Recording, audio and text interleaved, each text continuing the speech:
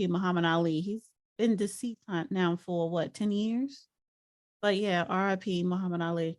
Was it his birthday today? No, I think he's a Capricorn. So his birthday passed. Yeah, I don't know. What's that about? What is that about, Pat? I don't know. All right, so let's start with Putin, honey. Let me share. Damn, I gotta get used to this.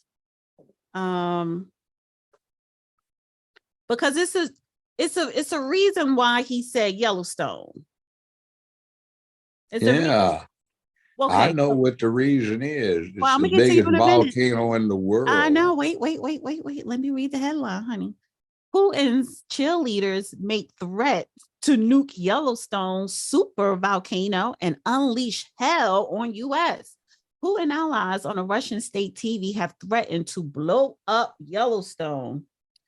Bitch, I wish you would.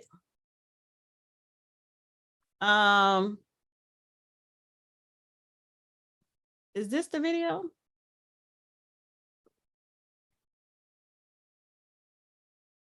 Putin allies have threatened to cause a radioactive eruption of the Yellowstone supervolcano in the United States.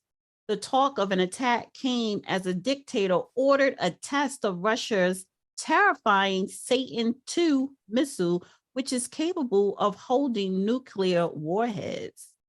Speaking on a nightly panel discussion on Russian state-run television hosted by Putin lackey Vladimir Solovyov, whatever, one military commentator spoke about using the terrifying RS-28 Smart missiles, also known as the Satan II.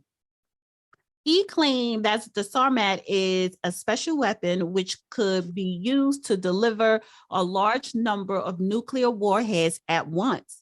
The analysts continue, it is impossible to build an all-looking defense system, which means that the United States is vulnerable. That is the first point.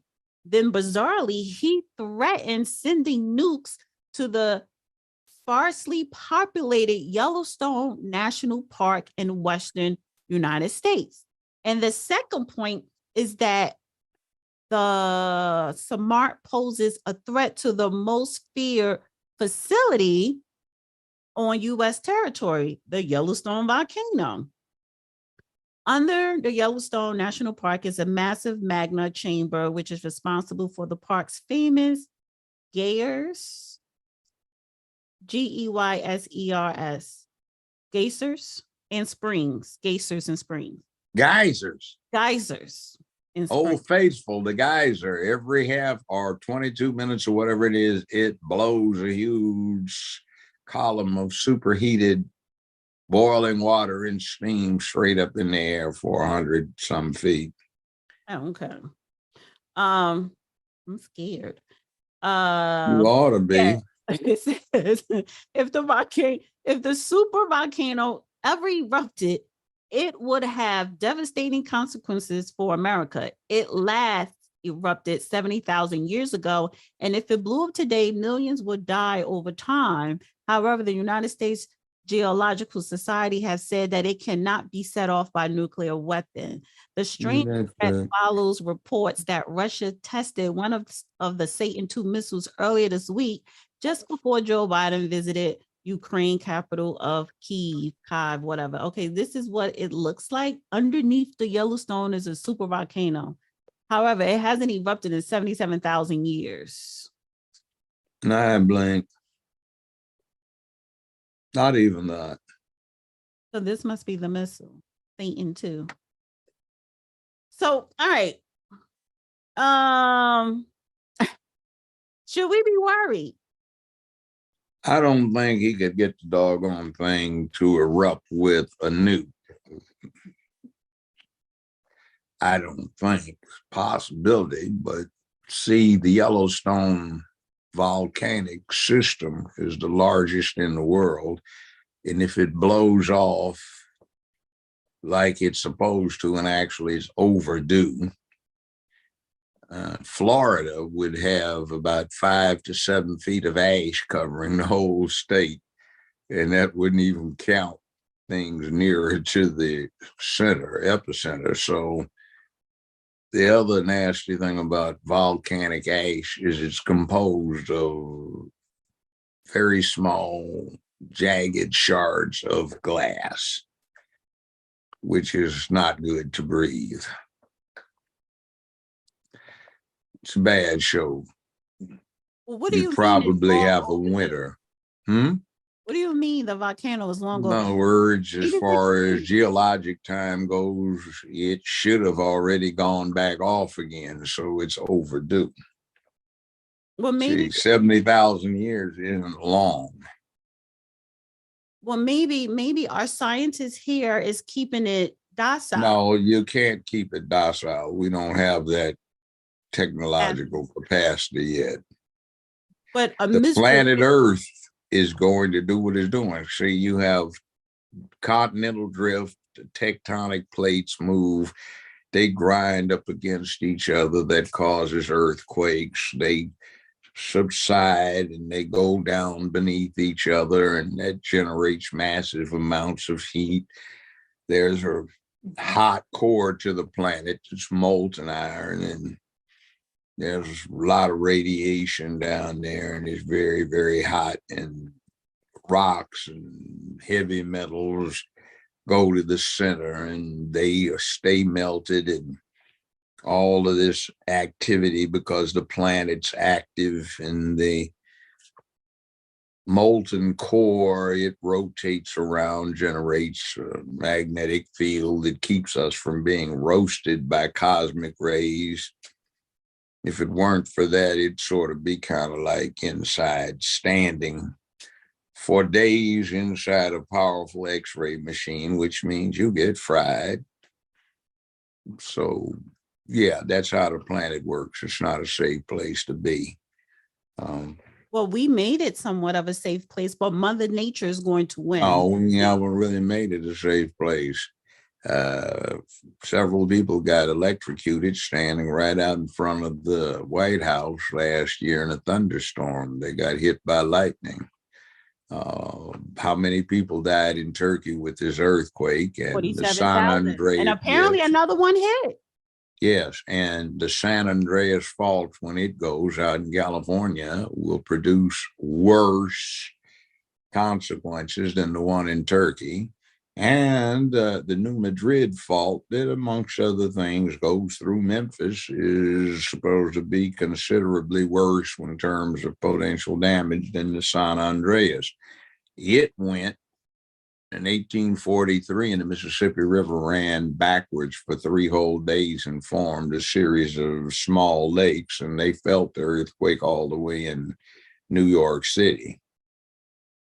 So it was kind of frightful. And if Yellowstone goes, oh, that will be a biggie. Okay, so if Yellowstone, okay, let's just say the nuke didn't strike, but the volcano went off anyway, right? Can we survive, or who will survive? People on the East Coast, West Coast, like who can survive if it? The whole planet would be in jeopardy. What's likely to happen is there will be a dark cloud that will obscure sunlight, which will slow down or prevent photosynthesis, which means plants don't grow for a bit, which means a lot of stuff that's at the bottom of the food chain doesn't get to eat. And in this case, it runs uphill instead of down. Wait. So you're telling me if the volcano goes off, let's say today, the whole world, planet Earth, will have no sunlight, or just over here? Well, it will probably go into a winter. They had a thing where Krakatoa in the deep Pacific went off a couple of times in recorded history, and there was a very diminished temperature around the world for several years afterwards. So this is going to be, if it goes, it'll be far worse. Okay, how can a human being survive? That's what I'm asking you. You know, bunker. That's why we are having an expedition to go to Mars, because Oh, if they don't survive here, they might survive there. and somebody's nephew or niece might be there, because now that they're beginning to realize how dangerous this place is, they go, "Ooh, wow, we better have a lifeboat."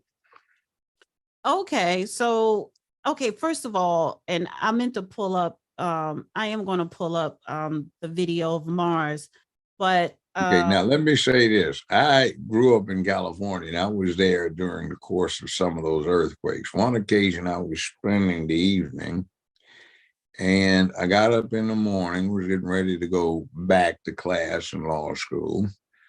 It was my first year in law school, or maybe the second. Anyway, it was a very clear day in Los Angeles, and I said to myself, "Oh, earthquake weather." Why? Because when the harmonics, the sound that has such a low frequency or that you can't hear the sound, start operating, all of the smog precipitates out of the air. And it's one of those crystal clear days in LA, which are very few and far between, and you can see practically forever. So I'm on the side of this hill. Are you sick of having when the earthquake strikes, and I can see all the way to downtown LA and all of the skyscrapers down there. So I'm looking at skyscrapers, and you can see the one in the back go up like that, and then one in the front go like that, and then a wave, you can actually see waves going through the ground like you are out at the ocean and you're watching these swells come in. You can just see these waves moving through the ground, and everything, houses and buildings, riding up on the crest of the waves and then down into the troughs as the ground waves are traveling towards you. And it was kind of hard to stand up. You had to get out and sit down or prop yourself on one knee in order to stay upright and brace yourself on the ground. That was weird, but it was like a wild roller coaster ride. All right, so these are some images of Yellowstone Volcano. That's just a small part. Let's see, where is the biggie? Okay, keep scrolling, keep scrolling. This is, oh, here, stop here, go back. On your, this one, see the green one? This in the middle? Can we survive? Oh, wait. Can we? Where? Oh, this one. Click it. That's a YouTube. Yeah. That is the continental United States, North America. That's kind of what you'd be looking at if it went off. No. Okay, so this is Florida here. So going straight up here, this is where you and me are at, and this is going towards the East Coast, so Florida up over. And that so big thing there, over here. That's Yellowstone. We won't be able to, because then all this will break off in here for real. Not break off. It's just you will have magma flowing quite a couple of places, maybe mile thick. And don't forget the ash. And then worldwide, that's getting dumped up into the atmosphere. It wouldn't be quite that big, but it would be a mess. And the rings, that's not one caldera that you'd be looking at that huge, but you would be getting in the rings, you get the influence that what I was talking about the heavy ash. Should I click on a video? If you want to, go ahead. I hear this park is beautiful, Yellowstone National Park. And this video is by Future Unity. This is There's the geyser. Okay. Old Faithful. Oh, you can actually go and visit the volcano. That's not the volcano. Oh. The whole thing is a volcano. The whole park is a volcano. It's the inside of a volcano. The whole park, that's to give you an idea how big it is. because the park is Wyoming and it touches Montana too. The whole thing is a caldera for a volcano. That's the inside of an old volcano. We should take a school trip to Yellowstone.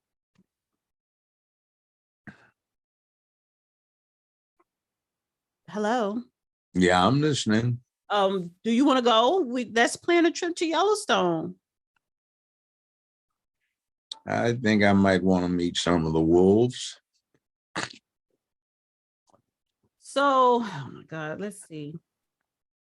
So, what is this? The geyser? The geyser, you mean?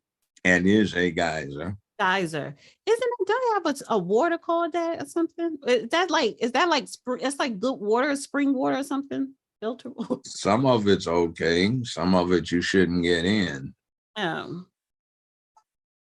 Okay, so this is like an animation, like if it were to erupt. That were a geyser right there, but this is like animation. Let's see what they do with it.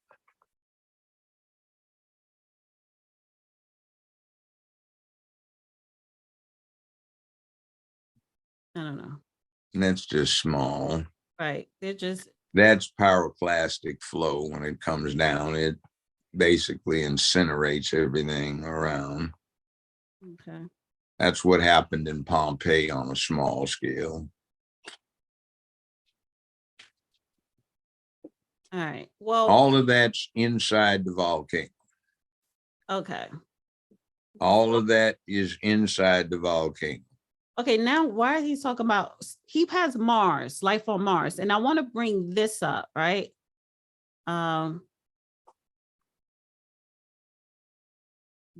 Better hurry up and get there before something like that blows. All right, life on Mars. Now, and this is what I'm saying. Maybe, they're trying to have it so that humans could live on Mars, habitation on Mars, but what the hell is this? They have geishas. What they want to do is eventually terraform the planet. Apparently, it seems that the latest research suggests that life arose perhaps twice, maybe 3 times on Mars and wound up getting wiped out by one disaster or another. May still exist down into the subterranean deposits of water that they have discovered. I don't think we could. How can you live on this? There's no trees. Well, you can plant trees eventually. You can bring it with you. You don't need that. You can bring the stuff with you and you can terraform it, which means what you wind up doing is causing it to produce an atmosphere, and then you can start growing stuff which produces oxygen, which we will be able to breathe. It's big enough to maintain it. One of the problems, though, is that its interior is not rotating like the Earth's is, so it doesn't have a magnetic field to protect it, but compromises can be created. You can live underground, but there are things you can do. You can hermetically seal certain areas so people can live in them, and you can grow stuff. How can you grow stuff on this soil? Like, I don't want to. Why not? It's the same kind of stuff essentially that's on Earth, or at least the way it used to be. I don't want to live on Mars. I mean, what if you didn't have any other place to live? I don't want my grandkids raising their kids on Mars. Why not? Because human beings should be here on planet Earth. Maybe in the far future, we will look back on they'll look back on these primitives who had not escaped Earth, just like where are you living right now? What do you mean? North America. Okay. Native Americans came in here. Was it 15,000 years ago, or perhaps as early as 35,000 years ago? So there were no humans here way back when. 35,000 years is like that when you come around the geologic time. So But if it was and meant another for 35,000 years since then, just like this was new to them 15,000 years ago, perhaps, and 400 years ago when the other folks started coming over. So this is where you live. Maybe in 150 years, your descendants will be living on Mars and saying, remember the primitives who were earthbound? somebody just said My in the God, chat. those are no, here you go. So wait, Yeah, somebody, man, it's them no good oh, racist it ain't gonna be earth. nothing like that. It's them earthers, man. It's like they's I got don't think they're earth going to allow supremacy, those type of man. people to go to Mars. But somebody in the chat said then your great grandkids will really be Martians. Yeah, in other words, yeah, man, them supremacist earthers, man, they holding everybody down, man. It's like you can't do nothing, man. It's like they tried to colonize the place, man. It's like, yeah. Listen, Okay. if they're going to start for humans to live on Mars, I'm pretty sure it's going to be a serious caste system, and those type of people are not going to be allowed to go. Actually, They're it's probably like going to say, if you're not vaccinated, you can't go. oh, definitely not. And see, the other thing is the colonists are probably going to be the type that would qualify for an astronaut program. So they're going to have high IQs, deep into STEM, discipline, and all that other stuff. And it might be interesting for the most part. Hi, Drew. I see. I sent. Don't judge him, Joe Brown.